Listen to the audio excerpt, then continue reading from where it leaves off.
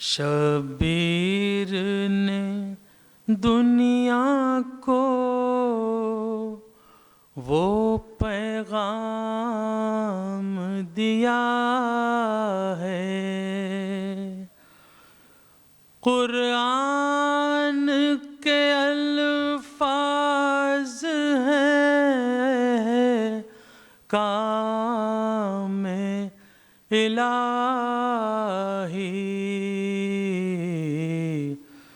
قرآن کی تفسیر عمل کرب و بلا ہے۔ صلوات بابا سے بلند۔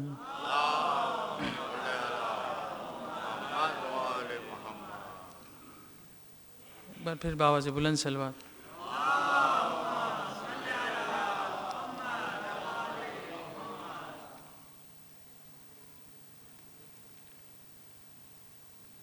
اشکوں کا شور ہے میرے چشمے پرآب میں، دریا بھرے ہوئے ہیں سلامی حباب میں، مظلوم یہ حسین کا مجلس میں ذکر ہے، یارو بکا کرو کہ ہو داخل ثواب میں، کرتا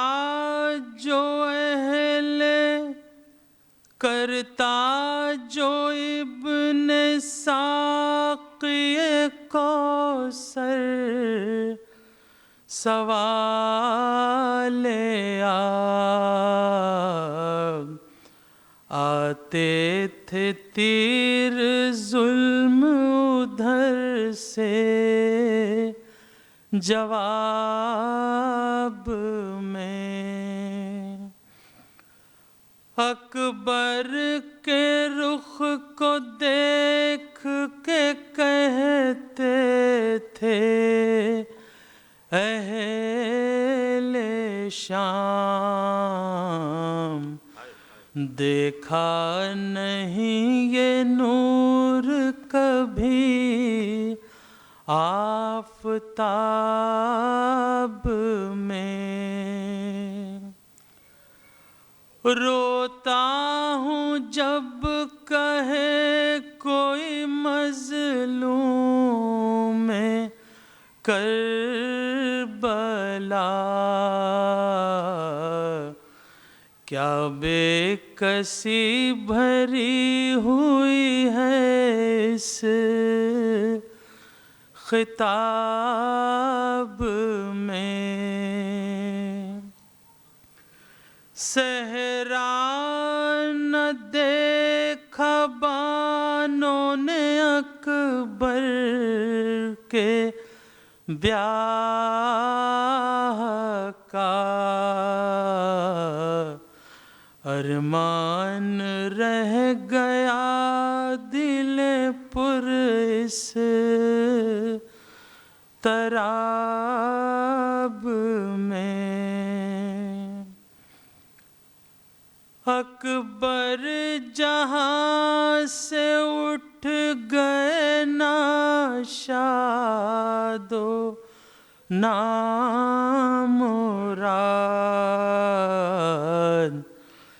برچھی ستم کسی نے پہ کھائی شباب میں، زینب یہ کہتی تھی نہ بچے گا علی کا لال،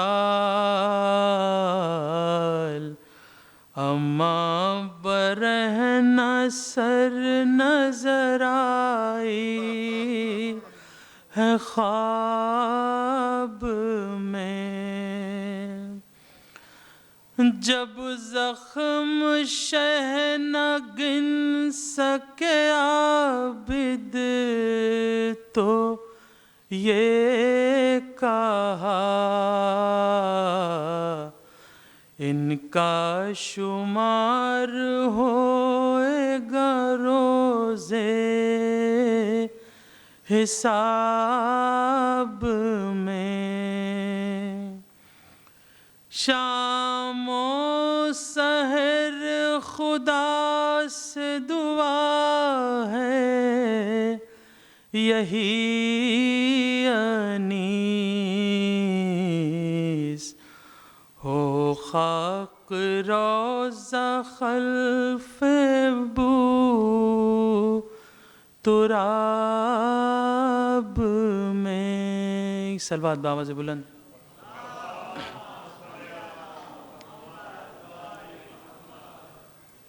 بآواز بلند صلوات۔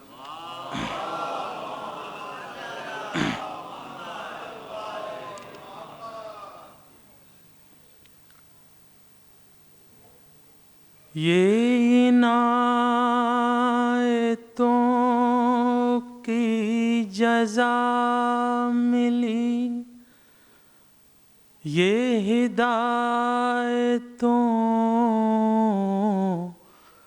کا صلہ دیا، یہ عنایتوں کی جزا ملی، یہ ہدایتوں کا صلہ دیا، وہ چراغ قبر نبی کا تھا جسے کربلا میں بجھا دیا، یہ حسین تیرا ہی کام تھا کہ سب اپنے لال فدا کیے، یہ حسین تیرا ہی کام تھا کہ سب اپنے لال فدا کیے، تجھے ان ستاروں نے ڈوب کر شب غم کا چاند بنا دیا، یہ علی کے لال کی ہمتیں، یہ سنان و تیر کی دعوتیں، کبھی نوجوان کا جگر دیا، کبھی بے زباں کا گلا دیا، یہ عنایتوں کی جزا ملی، یہ ہدایتوں کا صلہ دیا، وہ چراغ قبر نبی کا تھا جسے کربلا میں بجھا دیا، کہو دل کہاں سے یہ لائیں گے جو حسین خیمے میں جائیں گے. کہو دل کہاں سے یہ لائیں گے جو حسین خیمے میں جائیں گے.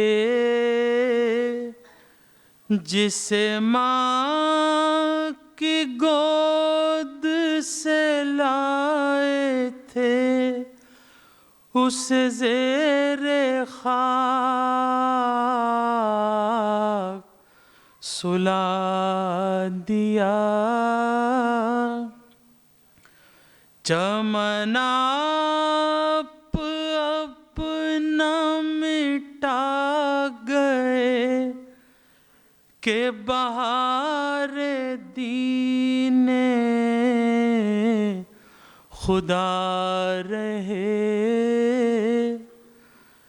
چمن آپ اپنا مٹا گئے کہ بہار دین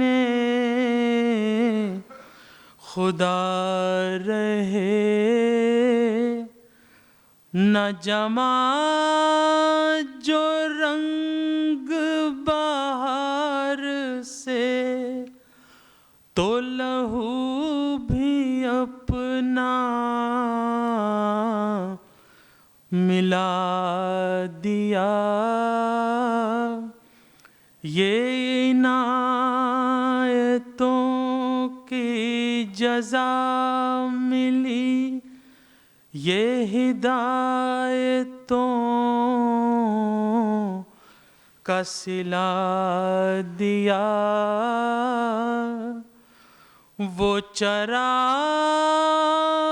قبر نبی کا تھا جسے کربلا میں بجھا دیا. صلوات بآواز بلند.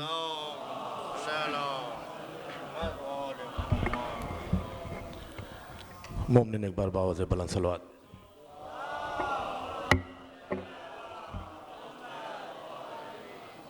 إلا بالله العلي العظيم. أعوذ بالله السميع العليم من الشيطان اللعين الرجيم. بسم الله الرحمن الرحيم. الحمد لله رب العالمين والصلاة والسلام على سيد الأنبياء والمرسلين سيدنا ومولانا بالقاسم محمد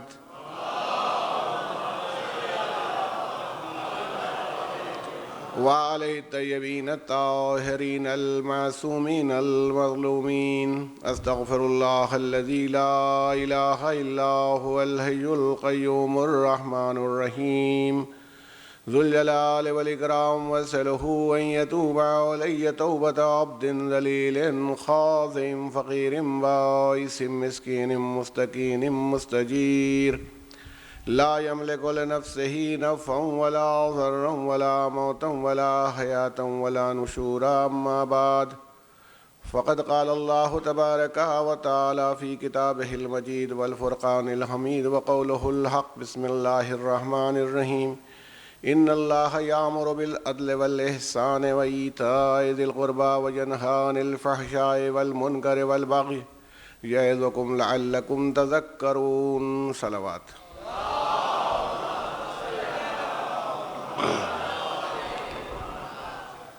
برادران ایمانی اور بزرگان محترم، اسی آیہ کریمہ جو سورہ نحل کی آیت ہے اس کے ذیل میں آپ سے 2 مجلسیں خطاب کرنے کا شرف حاصل کر چکا ہوں، اور اس سلسلے سے یہ تیسری مجلس ہے جس میں بات کو آگے بڑھاتے ہوئے آپ سے کچھ گزارشات کرنی ہیں. اور میں نے آپ سے عرض کیا تھا کہ موضوع جو آج کل کے سلسلے میں ایک بہت بڑا مسئلہ پیدا ہو گیا ہے کہ بے وجہ اس میں کبھی کبھی تو خود مسلمانوں کی غلطی بھی پیش نظر ہوتی ہے کہ ہم مسلمان ہی ایسی غلطی کر جاتے ہیں کہ وہ اسلام کا ایک مذاق سا اڑنے لگتا ہے، اور کبھی کچھ لوگ شرارتاً بھی اس کام کو کرتے ہیں جن کو اسلام سے سب سے بڑا خطرہ ہے، اس لیے کہ یہ گروئنگ ریلیجن ہے، اس میں ہمیشہ اتنی وسعت ہے، ایک تو سب کو اپنے دامن میں پناہ دینے کے لیے تیار ہے، نہ کوئی کاسٹ، نہ ذات، نہ برادری، کوئی چیز ایسی نہیں ہے، جس کا جی چاہے اس کے دامن میں آ کے پناہ لے، سب کے لیے کھلا ہو۔ تو اب دوسرے مذاہب جو اپنے دروازے بند رکھتے ہیں، ہم کو تو جو سابقہ ہوتا رہتا ہے، آپ بتائیے ایک کوئی بھی آدمی، واقعتاً یہ بات اسلام کی اتنی قابل تعریف ہے اور مسلمانوں میں بھی یہ وسعت نظر اسلام نے پیدا کی ہے، اگر کوئی غیر مسلم مسلمان ہو جاتا ہے تو خود عالم اسلام میں جو اس کے ساتھی ہوتے ہیں اس کی کتنی قدر کرتے ہیں، ہمیں بھی قدر ہوتی ہے کہ ایک غیر مسلم، ہم یہ سمجھتے ہیں کہ بھائی ہم تو آباء و اجداد سے مسلمان چلے آ رہے تھے، ہم تو زبردستی والے کے پیدا ہی ہوئے مسلمان گھرانے میں، تو کرتے کیا، لیکن یہ اپنی عقل سے سمجھ بوجھ کے دائرہ اسلام میں آیا تو یہ فضیلت رکھتا ہے۔ دوسرے مذہبوں میں داخل ہو، مثلا ہندو فلسفی کے اعتبار سے اگر کوئی آدمی ہندو بنے تو وہ جو کاسٹ سسٹم میں، ذات و برادری کے سسٹم میں جو سب سے نچلا درجہ ہے، اچھوت والا، شودر ہی بنے گا، کبھی برہمن نہیں بن پائے گا۔ یہاں دیکھیے کہ آدمی ادھر، بلکہ بعض اوقات تو حیرت زدہ رہ جائے ساری دنیا، کیونکہ یہ آپ نے نہیں بنایا ہے، یہ تو اللہ کے رسول نے پہلے دن سے ہی بنا دیا ہے، ایک سے ایک افصح موجود، ایک سے ایک صحیح لہجے کا آدمی موجود، صحیح نام و نسب کے اعتبار سے افراد موجود، حسب و نسب ایسا، رنگ ایسا، سب موجود، مگر اذان دینے کے لیے مؤذن کی حیثیت سے اللہ کے رسول نے جب انتخاب کیا تو ایک کالے سیاہ فام حبشیوں نسل غلام کو چنا، جو اذان بھی دیتا ہے تو شین نہیں بولتا۔ میں تو کہتا ہوں کتنی پیاری اذان ہوتی ہوگی جناب بلال، جب اشہد ان لا الہ الا اللہ کہتے ہوں گے تو بڑا اچھا لگتا ہوگا، وہ فصاحت جو چاہیں سمجھیں۔ یہ خلوص میں ڈوبی ہوئی اذان رسول کو بھی پسند ہے، خدا کو بھی پسند ہے، کوئی چیز رکاوٹ نہیں بن رہی دامن اسلام میں آنے کے لیے۔ تو میں یہ عرض کر رہا ہوں کہ کبھی بھی آپ توجہ فرمائیے کہ اسلام نے، جو ہم لوگوں نے اس موضوع کو قرار دیا ہے آپ کے تعاون سے، کہ اسلام نے انسانیت پر کون سے احسان کیے ہیں، اسلام کا انسانیت پر احسان، یہ موضوع ہے کہ کیا کیا احسانات ہم ہیں جو گنے، بہت سی باتوں کا تو لوگ تصور نہیں کر سکتے۔ آپ حضرات تھوڑا پڑھیں، ادھر تشریف لائیے، آ جائیے ادھر، سلام۔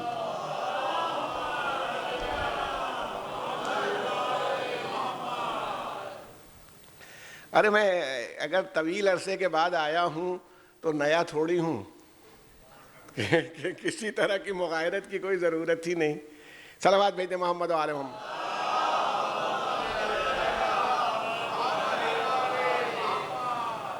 تو عرض یہ کرنا ہے، کبھی بھی آپ توجہ فرمائیں تو آپ دیکھیں گے کہ انسانیت سے اسلام کا کیا رشتہ ہے، واقعتاً انسانیت کی صحیح ویلوز اور صحیح قدروں کو اسلام نے ظاہر کیا، ورنہ تصور نہ ہوتا ہمارے ذہن میں۔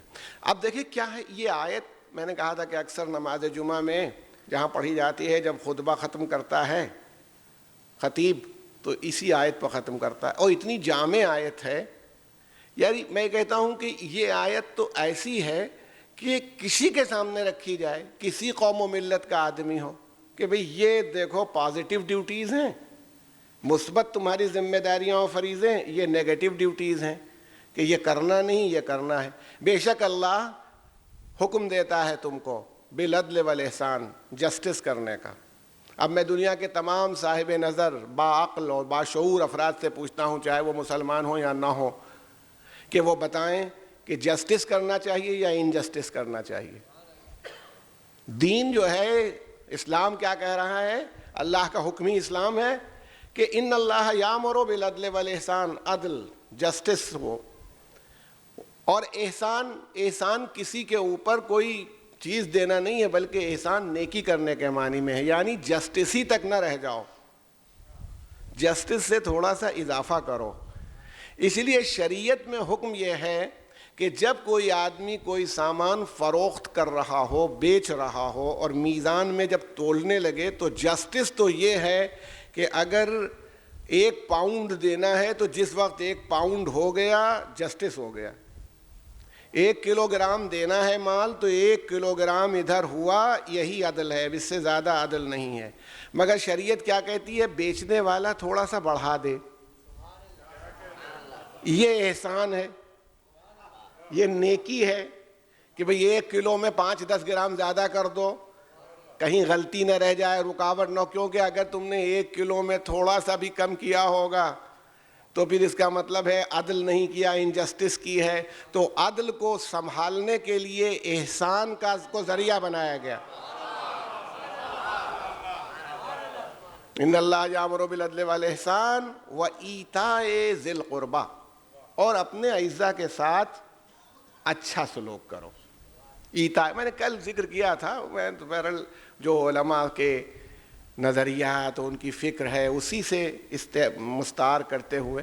دیکھیے ایک بات میں آپ سے عرض کروں کہ وہ جو ایک فلسفہ ہے نا کہ ہر جدید چیز لذیذ ہوتی ہے، اس نے مجلسوں کو بھی بڑا متاثر کیا ہے. جدت نے لذت پیدا کی ہے، تو اب کچھ نہ کچھ جدت پیدا ہو جائے، یہ ضرورت نہیں ہے. دین اور فلسفہ اور وہ اتنے محکم اصول ہیں. دیکھیں یہ بالکل ایک درس ہے، جو ہم لوگ بیٹھ کے ہم بول رہے ہیں، آپ سن رہے ہیں، جو انٹریکشن ہو رہا ہے یہ ایک درس اور کلاس کی صورت ہے. ہم جب اسکول میں، یونیورسٹی میں، کالج میں پڑھاتے ہیں تو کبھی فکر نہیں کرتے کہ جو سال گزشتہ لڑکوں کو پڑھایا ہے اس بار اس سے کچھ نیا پڑھا دیں. کورس تو کورس ہے نا. تو اسلام میں اصول دین 5 ہی رہیں گے، میں 6 تو بنا نہیں پاؤں گا. امام حسین علیہ السلام نے جو جہاد کیا، جناب عباس کی جو کا ایثار ہے، وفاداری، اس میں کیا تبدیلی میں کر دوں گا؟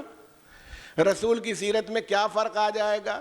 تو بات یہ ہے کہ اس کی اسپرٹ اور روح کو بار بار سمجھنا ہے. فذکر النفات الذکریٰ، ذکر وہی ہوگا، بار بار کیا جائے گا تاکہ کردار اسی سانچے میں ڈھلے.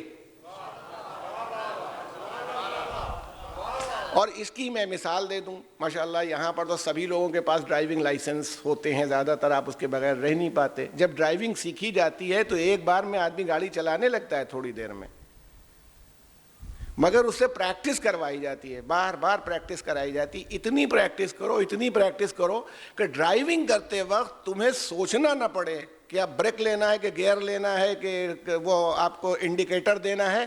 یہ سب ریفلیکسز سے ہونے لگے. یہی دین، اسلام، واقعہ کربلا اور اس کے نتائج چاہتے ہیں کہ یہ تمہارے اندر اس طرح سرایت کر جائیں کہ کسی جگہ قدم اٹھانے سے پہلے سوچنے کی ضرورت نہ پڑے، ریفلیکسز سے کام ہو. صلوات بیت محمد و آل محمد.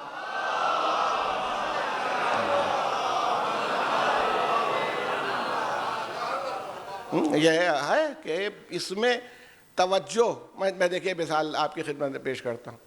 بہت مشہور واقعات میں سے ہے جو آپ کے سامنے آتا ہے سورہ دہر. سورہ دہر آپ کے سامنے، اور سورہ دہر میں کیا ہوا کہ اہل بیت علیہم السلام نے، جن میں سے جناب فاطمہ، حضرت علی، امام حسن، امام حسین،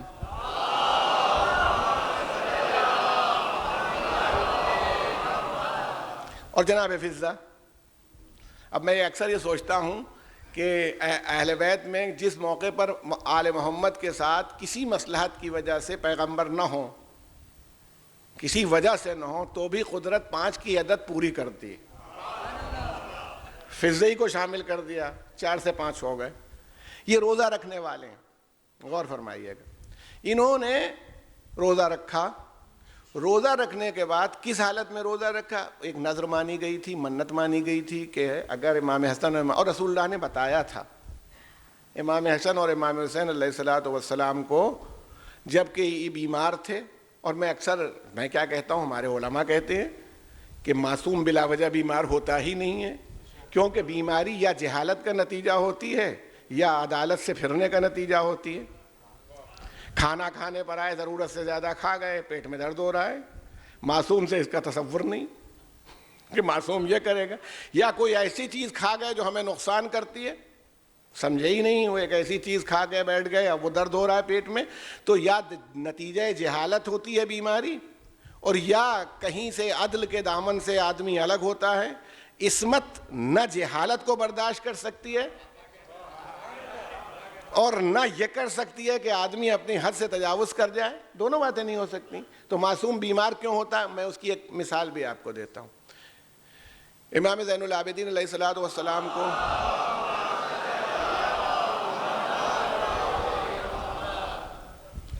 حضرت کو بخار آیا اور غش کے عالم میں تھے کربلا میں, یہ آپ سنتے رہتے ہیں ہے نا, یہ سب کو معلوم ہے. یہ بتائیے کب تک غش آیا؟ کب تک؟ جب تک جناب زینب نے بس یہ ہے کہ آپ کو خیمے سے, جلتے ہوئے خیمے سے نکال کے باہر لا کے رکھا, بس اتنا ہی نا.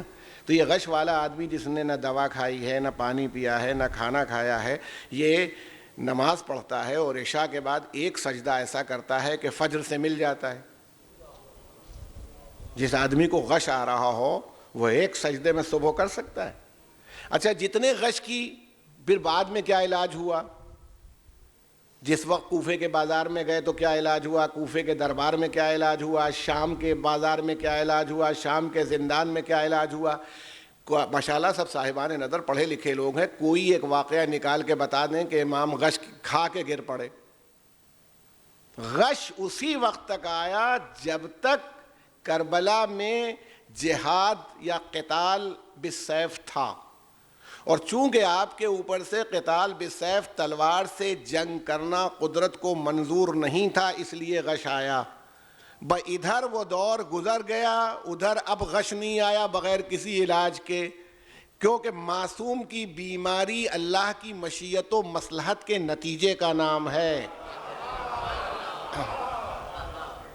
ضرورت ہی نہیں آیا, پھر کہیں کوئی علاج نہیں ہوئی, کوئی دوا نہیں ہوئی, کہیں پر بھی نہیں. بتائیے کیسے ٹھیک ہو گیا ایک آدمی جو اتنا بیمار ہو, جس کو ابھی دیکھیں واقعہ کربلا میں یہ ایک بہت عجیب بات ہے کہ اگر جب ہم مصائب سنتے ہیں تو ان تمام ڈائمینشنز کو نہیں دیکھتے. مصائب میں بھی فضائل کی پوری ایک دنیا اور عصمت کے تمام رموز پوشیدہ ہیں.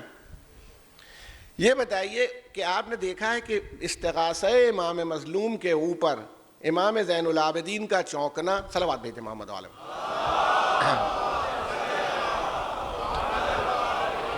امام مظلوم کے استغاثے پر بیمار امام کا چونکنا اور پھوپھی سے کہنا کہ پھوپھی اماں عصا دیجئے, میری تلوار کہاں ہے؟ تو پوچھا تھا بھائی کیا کرو گے؟ کہا عصا سے سہارا کروں گا, آپ دیکھ رہی ہیں امام وقت آواز دے رہا ہے, اور تلوار سے جہاد کروں گا. ارشاد فرمایا تمہارا جہاد یہ نہیں, آپ پھر غش میں چلے گئے. مگر اس وقت یہ حالت ہے کہ عصا کا سہارا لیں تو کھڑے ہو کے چل سکتے ہیں, اور اس کے بعد 11ویں محرم سے نہ کسی عصا کی ضرورت ہے.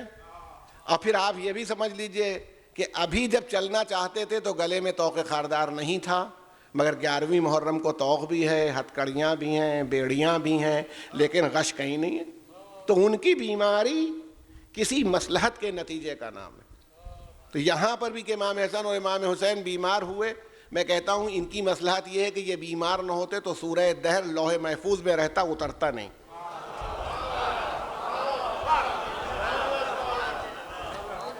سورہ دہر کو وہاں سے اتر کے نیچے آنا ہے نا, تو سورہ دہر اترے گا کیسے؟ یہ روزہ رکھیں, رسول گویا بتا رہے. اب پیغمبر کو بھئی جب یہاں گہوارے سے بچہ لوح محفوظ کی تلاوت کرتا ہے رسول کا, تو رسول کو پتہ نہیں کہ سورہ دہر وہاں ہے. پیغمبر اتارنا چاہتے ہیں سورہ دہر کہ اتر آئے یہاں, تو آپ نے بتایا تم لوگ روزے کی نیت کرو, نذر مانو, صحت. یہ بتائیے جن ذوات مقدسہ کے سہارے سے ہم دعا کرتے ہیں ہماری دعا قبول ہو جاتی ہے, ان کا ایک بار بھی دعا کے لیے ہاتھ اٹھا دینا ناکافی ہے؟ صحت ہو جائے یہ خالی کہہ دینا ہے. ارے بیماری کی کیا حیثیت ہے جب وہ اولی الامر ہیں, جس چیز کو جو حکم دیں گے وہ کرے. اگر بخار سے کہہ دیں چلا جا تو اس کو چلا جانا چاہیے.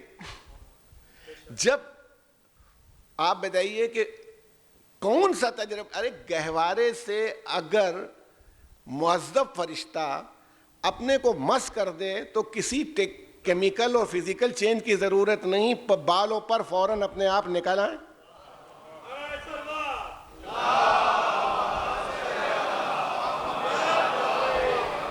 جس کی طاقت کا یہ عالم ہو، آپ بتائیے اس کو کیا ضرورت پڑی ہوئی ہے کہ اس کو وہ پہلے یہ کہے؟ مگر یہ صرف ہمیں اور آپ کو بندگی کی تعلیم دینے کے لیے کہ جب ضرورت پڑے تو اپنے رب سے رشتہ کیسے کیسے جوڑ سکتے ہو۔ یعنی ایک بات ہے، نظر بھی مانیں گے، جب نظر کو پورا کریں گے تو بھی اپنے رب سے رشتہ رہے گا۔ ہم اللہ کے بندے ہیں، ہمارا رشتہ ٹوٹنے نہ پائے، ہر صورت میں رشتہ رہے۔ دیکھیں، ہم اس نظر کو بھی میں کبھی برا نہیں کہتا اور نہ کہہ سکتا ہوں، خود بھی کرتا ہوں کہ بھئی مٹھائی لائی گئی، شیرینی لائی گئی، اس میں کچھ سوائے پیسے کے خرچے کے کچھ ہے نہیں۔ پھر شیرینی لے آئے، مولا کی، اہل بیت کی نظر کی، یہ پیش کی، دوستوں کو کھلایا، خود کھایا، مومنین کو کھلایا، یہ بھی اچھی بات ہے، ایسا نہیں، لیکن اس میں زحمت نہیں ہے۔ جب رمضان کا روزہ رکھنا زحمت طلب ہو جاتا ہے تو الگ سے روزہ رکھنا، اچھا وہ 2 رکعت نماز پڑھوں گا شکر کی، یہ بھی ٹھیک ہے، بہت اچھی نظر ہے یہ ہے، لیکن جھنجھٹ زیادہ نہیں ہے۔ ابھی جب مغرب کی نماز پڑھنے کھڑے ہوں گے تو 2 رکعت شکرانے کی بھی پڑھ دیں گے۔ اور میں تو کہتا ہوں بعض اوقات مجھے حیرت بھی ہوتی ہے، خود اپنی ذات پر، میں آپ کے لیے نہیں کہتا، جو تڑپ نظر مانتے وقت ہوتی ہے، منت مانتے وقت ہوتی ہے، وہ ادائیگی کے وقت نہیں ہوتی۔ یعنی جس وقت منت مانتے ہیں اس وقت، بلکہ میں تو سمجھتا ہوں کہ شاید اس لیے ادا کر دیتے ہیں کہ آئندہ موقع رہے، ورنہ قرضدار رہیں گے، نادہند رہیں گے تو اللہ سے کس منہ سے کہیں گے، کیونکہ پہلے ہی 2 رکعت باقی ہے۔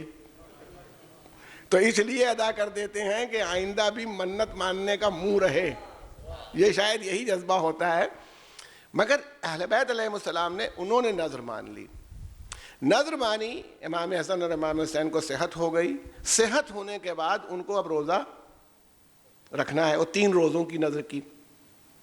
اب ذرا غور فرمائیے، ان 3 روزوں کی نظر میں توجہ طلب بات یہ ہے کہ اطمینان سے روزہ رکھتے۔ روزے وازے نے بہت ٹلتی ہے، لوگ مانتے ہیں، مومنین و مومنات روزے کی نظر مانتے ہیں، اور بہت ہی ایفیکٹو نظر و منت ہے، کیونکہ بندہ تیار ہو جاتا ہے بھائی ہمارا یہ اہم کام ہے تو ہم روزہ رکھیں گے، لیکن اب پھر اس وقت پھر ٹال مٹول شروع ہوتی ہے کہ اچھا وہ ابھی اگلے ہفتے رکھ لیں گے، موسم خراب ہے، ذرا ٹھنڈک ہو جائے۔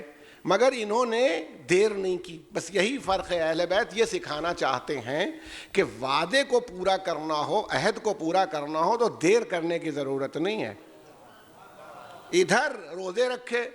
اب مسئلہ کیا ہے کہ گھر میں کچھ ہے نہیں۔ اچھا جب میں یہ کہتا ہوں کہ اہل بیت کے پاس گھر میں کچھ نہ تھا تو للہ اس سے ہی نتیجہ نہ کبھی نکالا کیجئے کہ وہ انتہائی غریب و فقیر و اس طرح سے تھے۔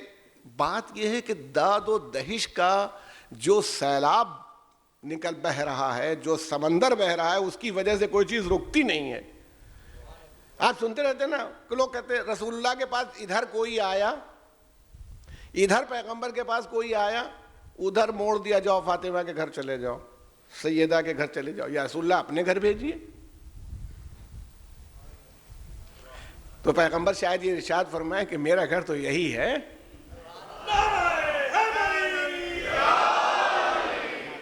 جو معدن رسالت ہے، جو بیت نبوت ہے، وہ یہی گھر ہے نا، تو میں اپنے گھر بھیجتا ہوں، دوسرے کے گھر تو بھیجتا ہی نہیں ہوں۔ اور کسی اور گھر میں ملنے کی امید ہوتی تو آج بھی اس گھر پر لوگ نہ آ رہے ہوتے۔ صرف نسبت ہے، مثلا یہ حسینیہ زہرا ہے، اس کو فاطمہ زہرا سے نسبت ہونے کا یہ نتیجہ ہے کہ لوگ آتے ہیں اور اپنی جھولیوں کو بھر کے لے جاتے ہیں۔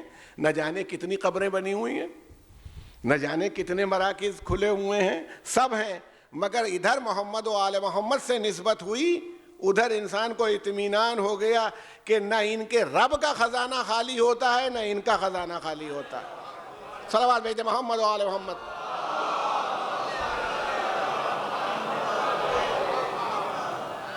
تو عرض یہ کرنا کہ اس میں روزے رکھنے اب کیا کریں؟ تو یہودی بزنس مین ہے مدینہ کا, کاروباری ہے, اس کے یہاں جو اون ہوتا ہے اون کاٹتے ہیں, جیسے پرانا چرخے ورخے سے کاتا جاتا تھا پہلے, اون بٹا جاتا تھا, پھر اسی سے کپڑے بنتے تھے. آج کا تو سسٹم تھا نہیں کہ کپڑے اس طرح بن رہے ہوں ریشوں سے, فیبرکس, وہ تو اون کاٹ کر کے بنتا ہے. تو جو اون کاٹے گا اس کو مزدوری بھی ملے گی. اب امیر المومنین نے جا کے کام مانگا کہ بھئی ہمیں کام کی ضرورت ہے. اس نے 3 دن کے اس نے کام دیا, اتنا کام دیا, اور کام کے اعتبار سے 3 دن کا یعنی 3 سا کہلاتا ہے, تقریباً 3 کلو سمجھیے, اتنے جو دے دیے. انہوں نے اون کو ڈیوائیڈ کیا 3 حصوں میں کہ بھائی 1 دن کام ہونا ہے. اچھا جو میں تو کہتا ہوں کبھی کبھی آپ سوچئے اہل بیت کی مصیبتیں اور مشکلیں. آج ہم اپنی مصیبتوں اور مشکلوں کو بہت سمجھتے ہیں, ان کی اس زمانے کی مصیبت اور مشکل کو سمجھیے کہ آج ہمیں اگر آٹا لینا ہو تو یہ نہیں کرنا ہے کہ لا کر کے چکی سے پیسنا ہے. یعنی یہ واقعہ ہے, یہ صرف بیان نہیں ہوتا کہ معصومہ عالم کے ہاتھ سے خون ٹپکنے لگتا تھا چکی چلانے. بچوں کی پرورش, چکی کا چلانا, یہ ہے. خود یہ معصوم امام نے کہا کہ میری ماں جب اس طرح سے چکی چلاتی تھی, امام حسن کی روایت, شاید فرمایا جناب فاطمہ کے لیے کہ میری ماں کا عالم یہ ہوتا تھا کہ ان کے سینے پر, امام حسن نے فرمایا, کیونکہ کنووں میں پانی بھرنے کا وہ طریقہ نہیں تھا کہ جس میں گراری لگی ہو کھینچ لیجئے رسی سے, اس کو یوں کھینچنا پڑتا تھا. تو مشکیزیں اٹھاتے اٹھاتے سیاہ نشان پڑ گئے. اور جس وقت گھر صاف کرتی تھیں, کچے مکانات, اس میں جھاڑو دینا اور صفائی کرنا, تو ارشاد فرمایا کہ پورے کپڑے گرد سے اٹ جاتے تھے. تنور روشن کرتی تھیں تو پھونکنے سے اور اس کی راکھ اڑ اڑ کے پورے, مگر ارشاد فرمایا نہ کبھی کسی پڑوس والے سے مدد مانگی, نہ کبھی کسی عزیز سے, اور خندہ پیشانی سے سارے کام کرتی تھیں. آپ بتائیے. تو اب 1 دن کا یہ ہوا کہ جو پیس لیے جائیں, اور اس کے ساتھ ساتھ 1 دن کا سوت وہ جو ہے اون والا کاٹ لیا جائے. پورا دن گزر گیا اسی کام کاج میں. شام کو روٹیاں تیار ہوئیں, یہ کام ہو گیا, روٹیاں تیار ہو گئیں, رکھی گئیں, اور ادھر دسترخوان کے اوپر روٹیاں لگائی گئیں. ادھر مدینے سے ان کے دروازے پر ایک آدمی آواز دے رہا ہے کہ اے اہل بیت رسالت, میں مسکینوں سے, میں نے بتایا رسول اللہ کا گھر ہے, ورنہ وہ کہتا کہ علی کے گھر والوں, اے فاطمہ کے گھر والوں, اے حسن و حسین کے گھر والوں. اس نے کہا ہے اے اہل بیت رسالت. اہل بیت رسالت, اس کا مطلب یہ ہے کہ اسلام میں بیت کا تعلق رہنے سے ہوتا ہی نہیں ہے. بھائی نہ اللہ اپنے گھر میں رہتا ہے, تو جب اللہ نہیں تھا تو اس کا گھر موجود ہے. تو اگر رسول کسی گھر میں نہ رہے مگر رسالت کی ساری ضیاء اور شعائیں وہاں موجود ہوں تو وہ رسول اللہ کا گھر ہے.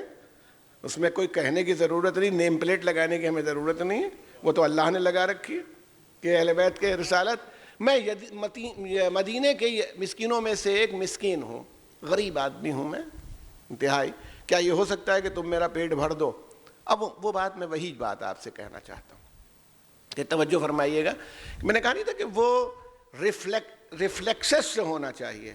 اگر آپ کو یاد ہو کہ یہ اس لیے بار بار یہ سب تذکرے کیے جاتے ہیں کہ یہ ہمارے کیریکٹر کے اندر رچ بس جائیں, سمو جائیں, کہ سوچنا نہ پڑے. مثلا جیسے ہی اس نے آواز دی, سب نے, یہی روایت میں, سب نے اپنے سامنے کی روٹی اٹھا کر کے اس سائل کو دے دی. یہ دیکھیے, نظر رکھیے گا, یہ نہیں کیا کہ کبھی روٹی اٹھاتے ہیں پھر سوچتے ہیں دیں, دے دیں, نہیں دیں, دینا چاہیے. اگر اتنی دیر لگتی تو پھر سب روٹیاں نہ جاتی. اس لیے کہ ابلیس نے جناب موسیٰ سے کہا تھا, ایک جگہ میں کسی دن نقل کروں گا اس کو, کہ موسیٰ اگر دل میں صدقے کا خیال آئے تو جلدی کرنا, ورنہ پھر میں اپنا کام دکھاؤں گا. صلوات بھیجتے محمد وآل محمد.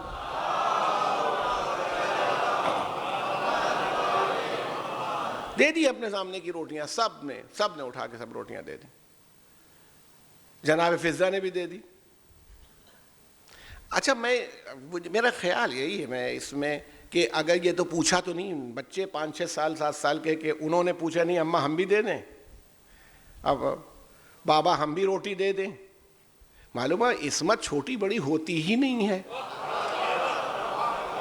کہ معصوم چھوٹا ہے کہ بڑا ہے. جب 3 دن کا نبی گہوارے میں کہتا ہے کہ انی عبداللہ آتانی الکتاب وجعلنی نبیہ، جناب عیسیٰ کہہ سکتے ہیں تو 5-6 سال اور 6-7 سال کے بچے وہ کیوں نہیں کہہ سکتے؟ تو اب ایسی صورتحال میں ان کا روٹی دے دینا وہ بالکل ایسا تھا. اگر کوئی گھڑی میجرمنٹ کر سکتی ہو تو میں سمجھتا ہوں کوئی فرق نہیں آئے گا، کیونکہ ایک جیسے حالات میں معصوموں کے عمل میں فرق نہیں ہوتا. امام حسن نے سلو کر لی، امام حسین نے جنگ کر لی، ان میں اختلاف نہیں ہے، حالات میں اختلاف ہے.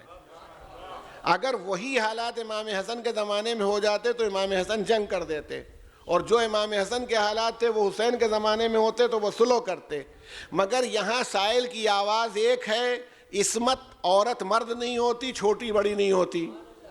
اس لیے معصوموں نے بیک وقت روٹی اس کی جھولی میں ڈال دی.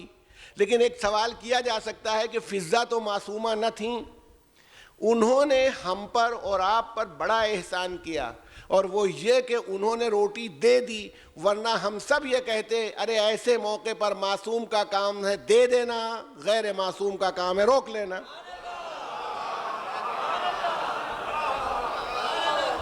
صلوات بیت محمد و آل محمد.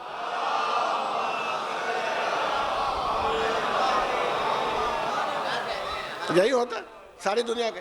انہوں نے یہ سارا فیصلہ کر دیا کہ خالی محبت اس بات کا نام نہیں ہے کہ دل سے کی جائے، بلکہ معصوم کا جو عمل ہو اس عمل کو دیکھتے ہوئے ان کے نقش قدم پر چلتے ہوئے پیروی کی جائے. انہوں نے روٹی دی، ہم بھی روٹی دے رہے ہیں، یعنی ہمارے لیے بنایا. ورنہ سب جھنجھٹ میں چھٹی پا جاتے، کہتے ہاں بھائی وہ تو سب کیا کہنا، حضرت علی کا کوئی مقابلہ ہمارا ہے، رسول اللہ کا کوئی مقابلہ ہمارا، اور اہل بیت کا کوئی مقابلہ. مگر فضہ نے کر کے دکھا دیا کہ اگر اس گھر میں رہو تو اتباع کے بغیر نہیں. اپنی روٹی دے دی. حالانکہ تقاضائے محبت یہ تھا کہ اپنی روٹی رکھ لیتی ہیں، یہ لوگ دے چکے، ابھی میں بچوں کو کھلاؤں گی، اس کے ٹکڑے بانٹ دوں گی، 4-5 ٹکڑے کر لوں گی، 2 لقمے کھا کے پانی سے افطار تو ہو جائے گا. مگر افطار ہو گیا، سائل چلا گیا روٹیاں لے کے. حالانکہ سائل کو کتنی روٹیوں کی ضرورت تھی، یہ سوال اٹھانا چاہیے نا. 5 آدمیوں کا کھانا تھا، جس میں 3 بڑے 2 چھوٹے. سائل اکیلا آیا تھا، اس کو 1 ہی روٹی، 1.5 روٹی، 2 روٹی، 3 روٹیاں کافی تھیں. مگر دیکھیے یہ سخی کا دروازہ ہے، کسی ایسے ویسے کا نہیں ہے. ارے بھائی جو 1 روٹی کے سوال پر اونٹوں کی قطار دیتا ہو،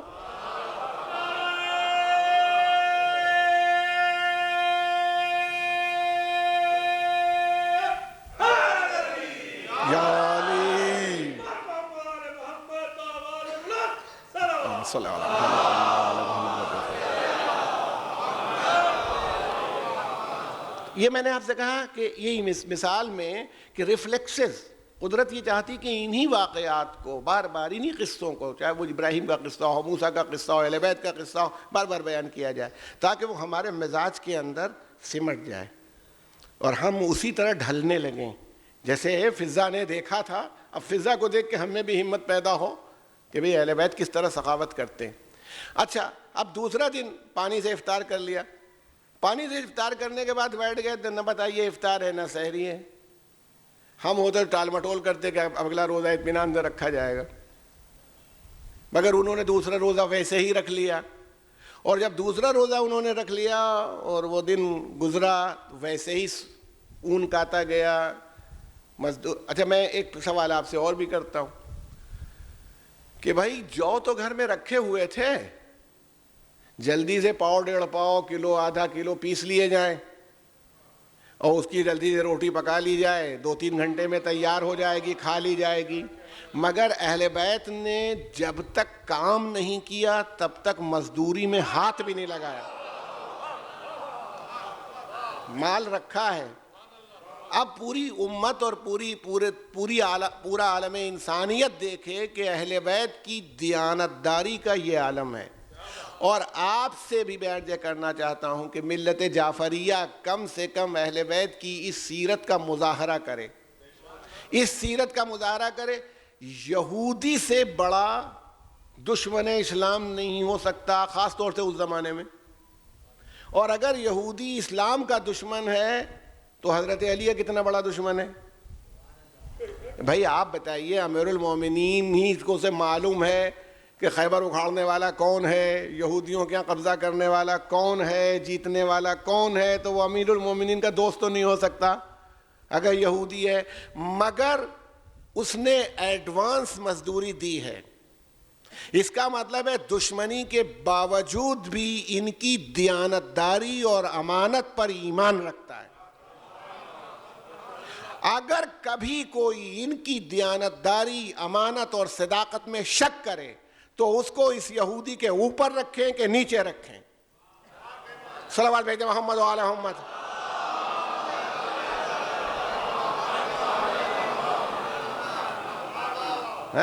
کبھی کوئی سوال، بھئی آپ بتائیں، آپ سچے ہیں گواہ لائیے. آپ اگر کبھی یہ مطالبہ ہونے لگے کہ سچائی کے لیے گواہ لائیے،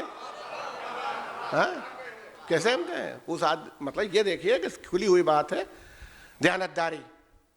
اچھا، دوسری بات یہ ہے کہ کام ان سے کیوں لیا، کسی اور سے لو.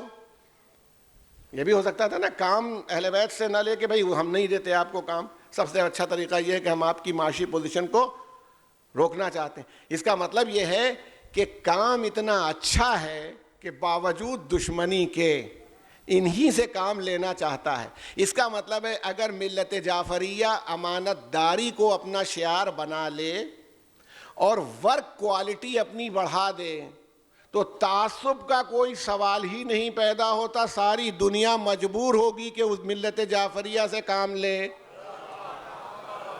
اس لیے کہ یہاں تعصب کی ساری دیواریں ڈھہ گئیں، کوئی دیوار باقی نہیں بچی. کام انہی سے لیا، انہوں نے اپنی امانت کا حق ادا کر دیا. جو میں ہاتھ نہیں لگایا. دوسرے دن پھر جو پیسے گئے، پھر وہی سب ہوا. اور اس کے بعد جب شام ہوئی، افطار کا موقع آیا، وہ بھی طاق میں رہتا تھا، وہ ایک نہیں تھا آنے والا، الگ الگ لوگ. دوسرے دن آنے والے نے آواز دی کہ اہل بیت رسالت، وہ بالکل افطار کا وقت.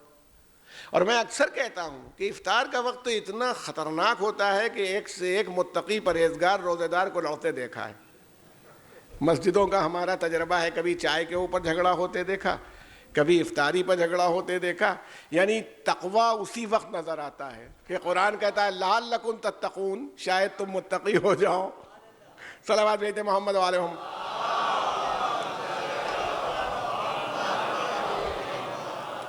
دوسرے دن بھی انہوں نے، جیسے اس نے کہا میں اہل بیت رسالت میں مدینے کے یتیموں میں سے ایک یتیم ہوں، تم کیا ہو سکتا ہے کہ تم میرا پیٹ بھر دو.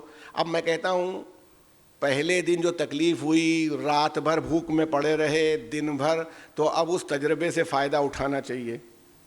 کہا جائے کہ بھئی یہ کوئی تکا ہوا آدمی ہے، داؤں لگاتا ہے، روز عین افطار کے موقع پر آتا ہے، ہوشیار رہو.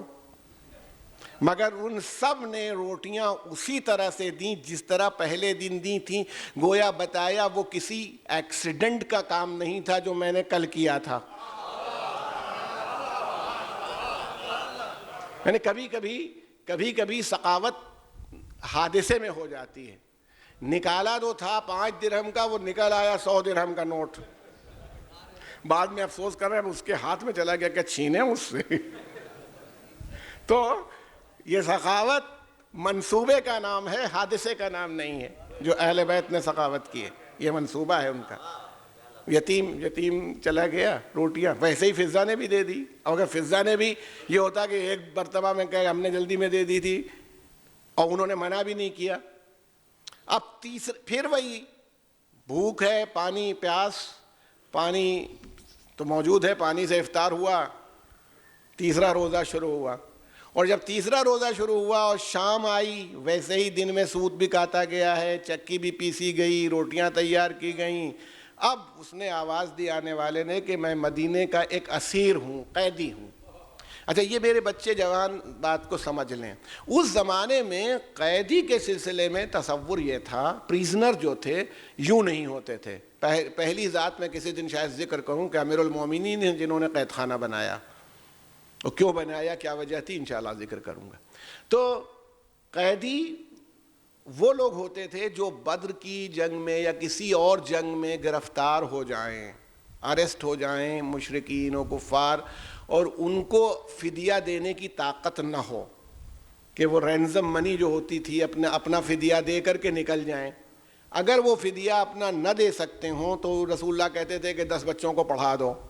اگر اس کے لائق بھی نہیں ہے تو یہیں رہو, یہاں کے مدینے کے حصار سے باہر نہیں جا سکتے ہو, محنت مزدوری سے اپنا رزق حاصل کرو. اگر محنت مزدوری نہیں ہو سکتی ہے تو بھائی ہاتھ پھیلاؤ, سائل کی حیثیت سے سوال کرو.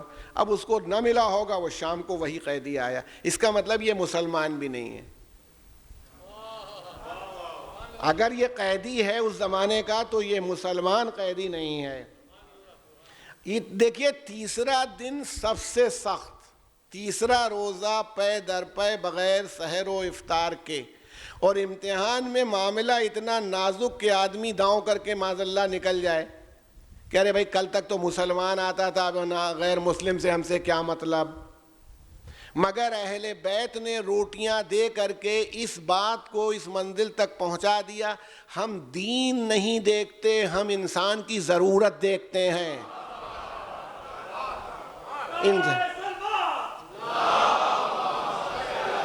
احسان ہے, انسانیت پر احسان ہے کہ انسانیت کے نقوش طے کیے کہ کیا ہیں. ایک ضرورت مند ہے, بھوکا ہے, قیدی سے ہی, غیر مسلم سے ہی, وہ ایک ضرورت مند انسان ہے, اس کو ہمیں دینا ہے, آپ نے دے دیا. اب یہ دیکھیں ایک عجیب صورتحال ہے. رسول اللہ صلی اللہ علیہ وسلم اب تک نہیں آئے تھے, نہ پہلے دن آئے نہ دوسرے دن آئے,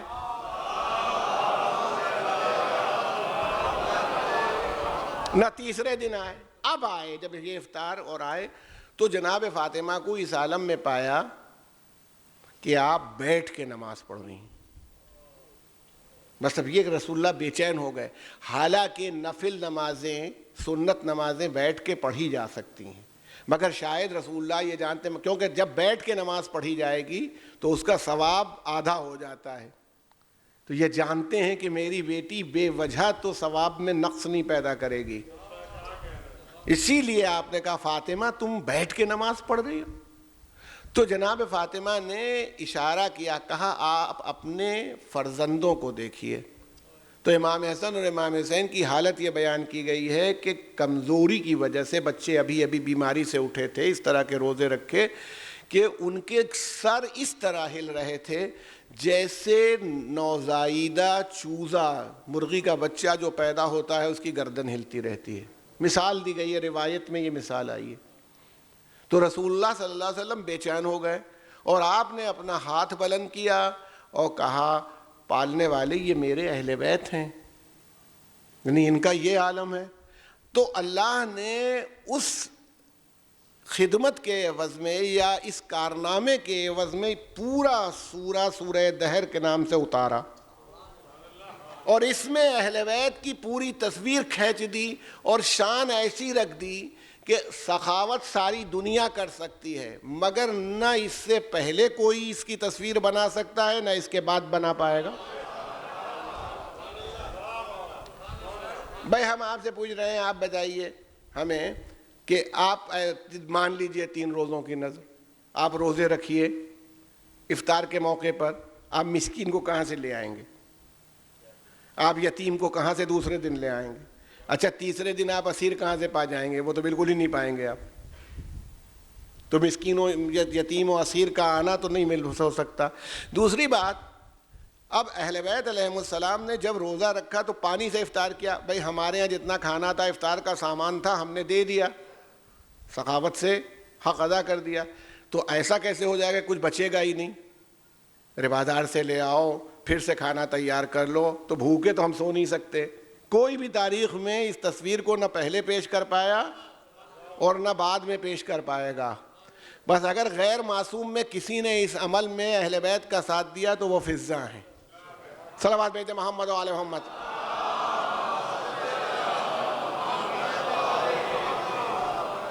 اچھا, اب قرآن نے تصویر کھینچی, اور تصویر کھینچی تو بالکل ایسے ہی کہ جیسے معلوم ہے جس سیکوینس سے آنے والے آئے ہیں وہی تصویر ہے. یوفونا بالنذر, وہ لوگ وہ ہیں جو اپنی نذر کو پورا کرتے ہیں. وَيَخَافُونَ, ڈرتے ہیں, کس سے, اللہ سے ڈرتے ہیں, اس دن سے ڈرتے ہیں وَيُطْعِمُونَ الطَّعَامَ عَلَىٰ حُبِّهِ مِسْكِينًا وَيَتِیمًا وَاسِیرًا۔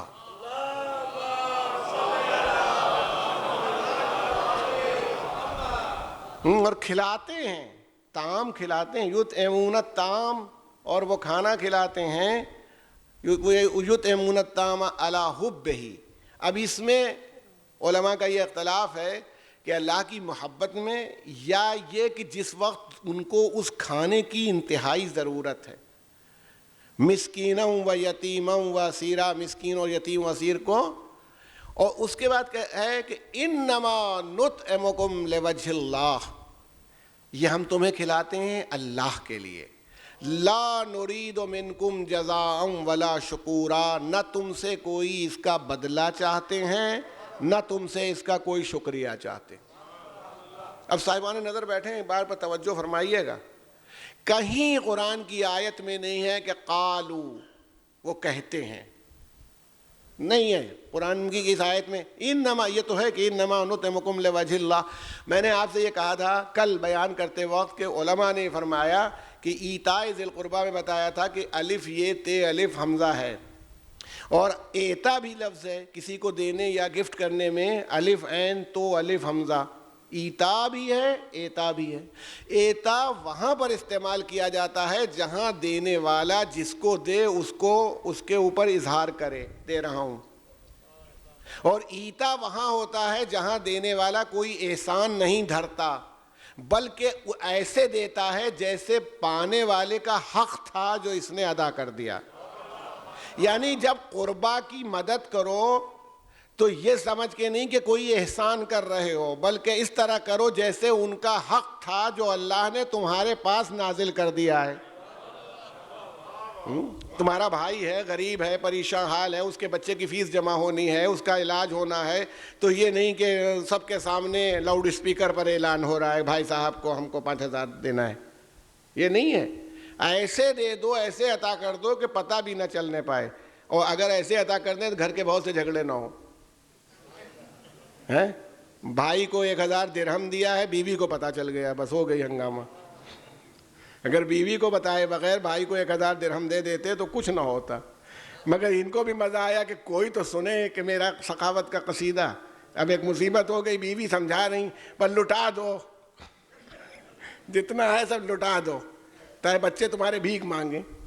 تو قرآن کہہ رہا ہے ایتاء ذی القربیٰ، ایتا کرو قربا کے لیے۔ وہاں بھی انہوں نے اگر کہہ دیا ہوتا تو دیکھیے وہ کوالٹی نہیں تھی، کہا نہیں، یہ جس وقت وہ روٹی دے رہے ہیں ان کی دل کی کیفیت ہے، ورنہ قالو ہوتا، کہا انہوں نے نہیں۔ قرآن کہتا ہے کہ وہ دیتے ہیں، انما نطعمکم لوجہ اللہ، یہ ان کے دل کی کیفیت ہے کہ وہ کہتے ہیں ہم اللہ کے لیے کھلاتے ہیں، لا نرید منکم جزاء ولا شکورا، نہ تم سے کوئی اس کا بدلہ چاہتے ہیں، نہ اس کا کوئی شکریہ چاہتے ہیں۔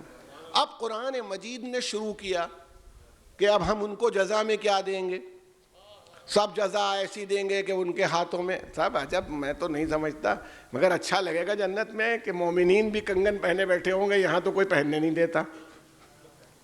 مومنین چاندی کے کنگن پہنے بیٹھے ہوں گے، اور چاندی کے ساغر ہوں گے، اور غلمان چکر لگاتے ہوں گے، اور کس طرح ہوگا، اور یہ لباس پہنایا جائے گا، اور تکیہ لگائے بیٹھے ہوں گے، اور ٹھنڈک ہوگی مگر ایسی نہیں کہ جو ناقابل برداشت ہو، یورپ والی زمہریر والی نہیں ہوگی، یورپ اور امریکہ والی ٹھنڈک کے ٹھٹر رہے ہیں، ایک عجیب ماحول کھینچا پورا۔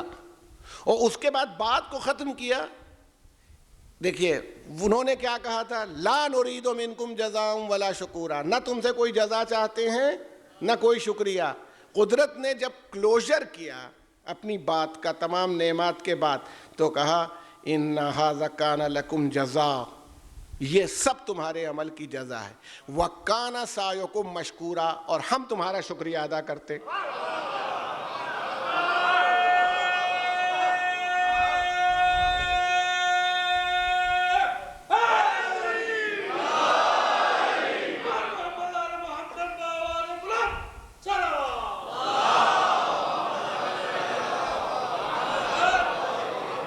ان ھذا کان لکم جزاء، یہ سب تمہارا بدلہ ہے، وکان سعیکم مشکورا، اور تمہاری سعی، تمہاری کوشش قابل شکریہ ہے۔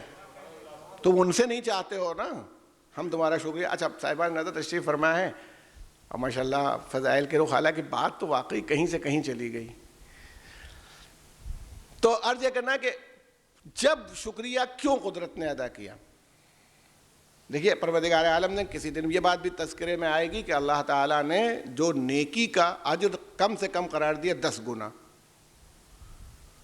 اور پھر کہا 700 گنا، اور پھر بے حساب، ایک کا ایک نہیں رکھا. اب یہاں دیکھیے کیا مسئلہ ہے، کبھی توجہ فرمائیے گا. ایسا نہیں ہے کہ یہ وہ ذوات مقدسہ ہیں جن سے اتفاقیہ کوئی سخاوت ہو گئی ہے. بھئی ابھی میں آپ سے عرض کر چکا، آپ کے علم میں ہے کہ ایک روٹی کے سوال پر اونٹوں کی قطار دے دی گئی. چادر گروی رکھ کر کے فقیر کے لیے سائل کو کھانا دیا گیا، خود بھوکے رہے. نہ جانے کتنی سخاوت کے مواقع تاریخی طور کئی 100 گھروں میں روز کھانا پہنچانا ائمہ کا شعار رہا. تو نئی سخاوت نہیں ہے، مگر ہر سخاوت جو ہے اس میں آپ یہ نہیں بتا سکتے کہ اہل بیت نے کیا دیا اور کیا ان کے پاس رہا. لیکن یہ وہ سخاوت ہے کہ وہ بھوکے سو گئے. اس کا مطلب جو کچھ ان کی کائنات اس وقت تھی وہ انہوں نے خدا کے لیے دے دی. ایک دن دے دی. اب بھوکے سونے کا مطلب ہے اب کچھ نہیں ہے، کچھ ہوتا تو جا کے لے آتے کہیں سے. دوسرے دن دے دی، تیسرے دن دے دی.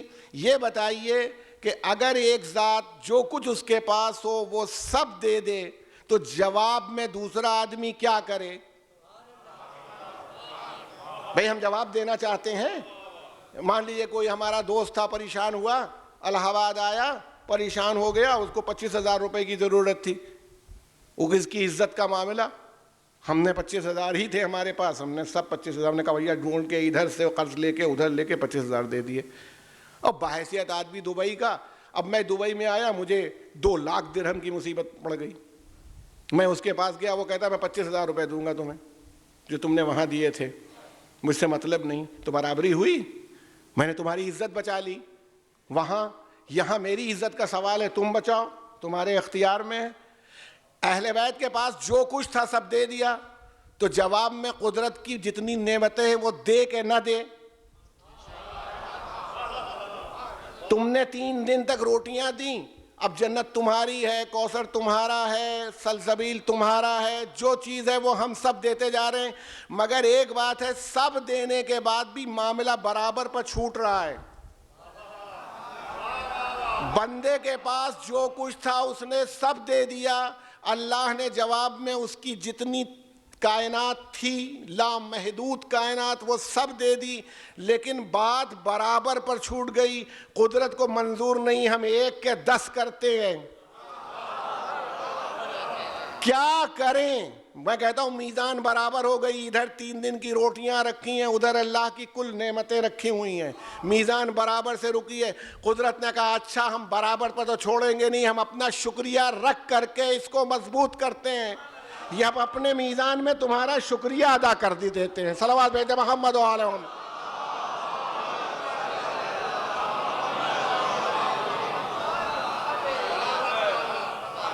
ان ھذا کان لکم جزاء. اب ماشاءاللہ یہ صاحبان فہم کا مجمع میں آپ سے پوچھنا چاہتا ہوں، کبھی غور کر لیجئے گا، اس پر توجہ کیجئے گا کہ شکریہ بھی سب کا ایک جیسا نہیں ہوتا. ایک شکریہ جو ہوائی جہاز کے سفر میں اترنے لگی ہے تو عملہ ادا کرتا ہے. وہ بالکل بھی دیتے ہیں مشینیں بول رہی ہوں، thank you thank you thank you ہوتا رہتا ہے. ایک وہ شکریہ ہوتا ہے.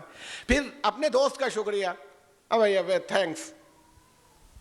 اچھا دوست کے بعد مثال کے طور پر آپ کے استاد نے شکریہ ادا کر دیا یونیورسٹی میں، پروفیسر صاحب نے کہا بھائی تم نے بڑا کام کیا، تھینک یو. پروفیسر صاحب نے کہا وائس چانسلر نے ہمارا شکریہ ادا کر دیا، چیف منسٹر نے شکریہ ادا کر دیا، پرائم منسٹر روحانی دنیا میں آئے، عالم دین نے شکریہ ادا کر دیا، مرجع تقلید نے شکریہ ادا کر دیا، عالم نے. جتنی بڑی ذات ہوتی چلی جاتی ہے شکریہ کی اتنی ہی حیثیت بڑھتی چلی جاتی ہے. جتنی بڑی ذات ہو شکریہ اتنا بڑا. اب خواب میں بھی صحیح، شہزادی نے کسی کا شکریہ ادا کر دیا، تم نے ہمارے لال کی صف عزا بچھائی تھی، ہم تمہارے شکر گزار ہیں. ہر پشت میں بتایا جائے گا. ہمارے لکھڑ دادا نے خواب دیکھا تھا، وہ اگلی نسل بتائے گی انہوں نے دیکھا تھا، انہوں نے پتہ نہیں دیکھا تھا کہ نہیں دیکھا تھا، مگر یہ خواب روایتاً نقل ہو رہا ہے کہ انہوں نے شکریہ ہمارا کہہ دیا تھا کہ ہم تمہارے خلوص سے متاثر ہوئے۔ رسول اللہ کسی کا شکریہ ادا کر دیں، سب سے بڑا یہی شکریہ ہوگا آدمیوں میں، تو ساری دنیا کہے گی رسول اللہ نے شکریہ ادا کیا۔ مگر یہ سب شکریہ بندوں کے ہیں، بندوں کے شکریہ ہیں، اللہ کے رسول کا شکریہ بھی بہترین ذات کا شکریہ ہے، مگر اہل بیت کا شکریہ کسی بندے نے نہیں ادا کیا، رب نے ادا کیا۔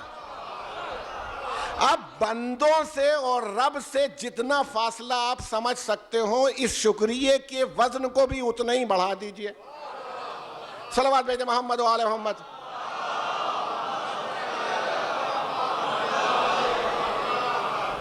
ارباب کرم، کبھی آپ توجہ فرمائیے گا اس پر کہ یہ بھی ایک شان ہے۔ ویسے تو بہت جگہوں پر یہ بھی کہا ہے نیک عمل کرو تمہاری صحیح شکریہ کے قابل ہوگی، یہ ہوگی، لیکن میں کبھی کبھی سوچتا ہوں اللہ کے اسماء قرآن میں عام طور پر پیچھے کے صفحے پر دیے جاتے ہیں، رسول اللہ کے بھی اور اللہ کے ادھر دیے جاتے ہیں۔ آپ دیکھیے اللہ کا شاکر اور شکور، ہمارے ہاں تو نام اس طرح نہیں رکھتے لوگ عام طور پر، ورنہ عبد الشکور اور عبد السلام اس طرح کے نام رکھے جاتے، تو شکور بہت زیادہ شکریہ ادا کرنے والا۔ اے بھائی، بغیر شکریہ ادا کیے ہوئے بہت زیادہ شکریہ ادا کرنے والا، کس کا شکریہ ادا کرے خدا؟ بتائیے، ہمارا شکریہ ادا کرے نماز پڑھنے پر، جن کو نماز میں سلام پھیرنے کے بعد خیال آتا ہے کہ اچھا نماز پڑھ رہے تھے۔ ہمارے روزے کا اللہ تعالیٰ شکریہ ادا کرے، جو پورے روزے میں کبھی پھلکی کے بارے میں پوچھ رہے ہیں، کبھی گلگلے کے بارے میں سوال کر رہے ہیں، کبھی سموسے کے بارے میں پوچھ رہے ہیں، وقت کتنا ہوا، آدھے گھنٹے رہ گئے، 15 منٹ رہ گئے، جلدی سے چائے بناؤ، ہمارا شکریہ ادا کرتے کہ بڑا اچھا روزہ رکھا۔ حج ہم کریں اس کا شکریہ ادا کریں، ہمارا قاعدے سے ہو جائے، یہی بہت بڑا ہے کہ وہ ہمارا شکریہ ادا کرے۔ اگر وہ شکریہ ادا نہ کرے تو ایسا شکور جس نے کبھی شکریہ ادا نہیں کیا۔ گویا اہل بیت نے ایسا عمل کر کے دکھا دیا کہ اس نے شکریہ ادا کر دیا، اس کے اسم کو معنی مل گئے۔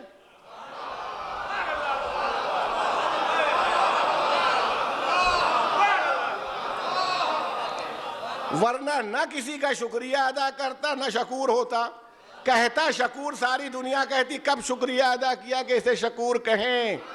یہ اہل بیت کی شان ہے۔ بس اب دامن وقت میں گنجائش نہیں بچی، اگر کوئی رخ ہوگا تو کل انشاءاللہ آپ سے نقل کروں گا۔ بس میں یہیں سے بات کو آپ کے سامنے پیش کر دوں کہ جب رسول اللہ صلی اللہ علیہ وسلم نے دیکھا تھا،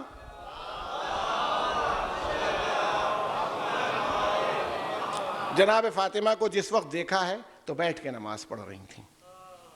بس قید خانہ شام میں بھی یہ منظر ہمیں نظر آتا ہے کہ جناب زینب معصومہ عالم کی صاحبزادی بیٹھ کے نماز پڑھ رہے ہیں۔ بتائیے، بس چند منٹ آپ کو زحمت دینا مقصود ہے، اور چند آنسو بھی اس حسینیہ زہرا میں نکلنے والے انشاءاللہ ہماری نجات کا باعث بنیں گے۔ یہ مجمع، آپ بتائیے، جو شہزادی اتنے بڑے طوفان کو جھیل کے چلی آئی،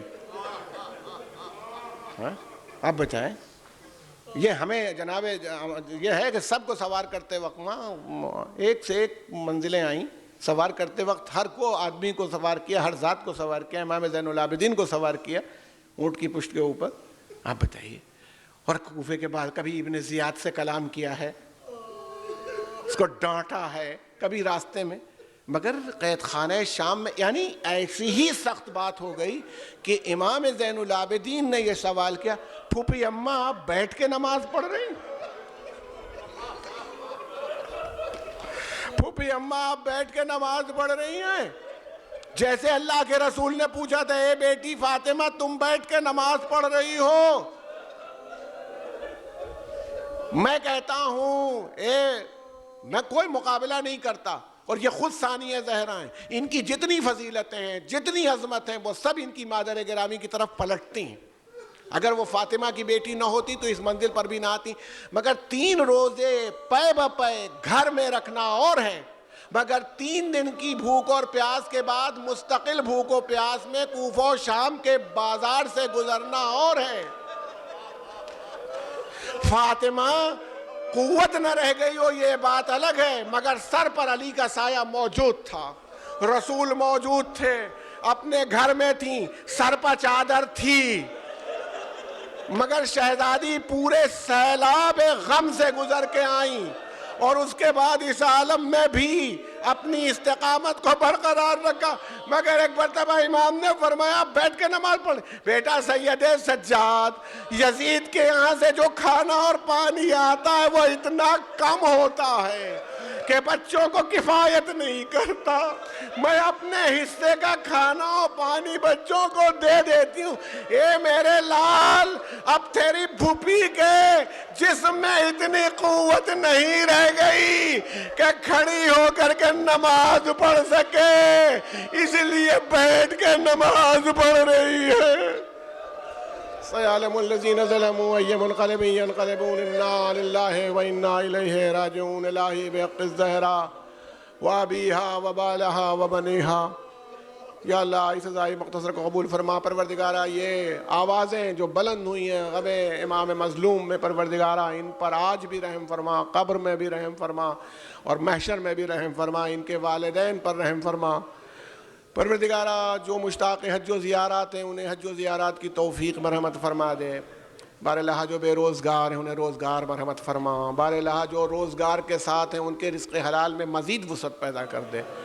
بار الہ جو کاروبار کر رہے ہوں پریشانیوں میں مبتلا ہیں ان کی پریشانیوں کو دور فرما دے، ان کے کاروبار اور رزق حلال کو بڑھا دے تاکہ وہ خود بھی عزائے امام مظلوم میں دل کھول کے حصہ لے سکیں۔ پروردگارہ جس نے دشمنان عزا ہیں بار الہ انہیں نیست و نابود فرماؤ، اور بار الہ ہمارے کل گناہ معاف فرما دے، بالخصوص جو نصرت امام میں حائل ہونے والے ہوں ہمارے امام کے ظہور میں اجلت فرما دے یا اللہ، اور ہمیں ان کے آوان و اصحاب و انصار میں قرار دے۔ ماتم حسین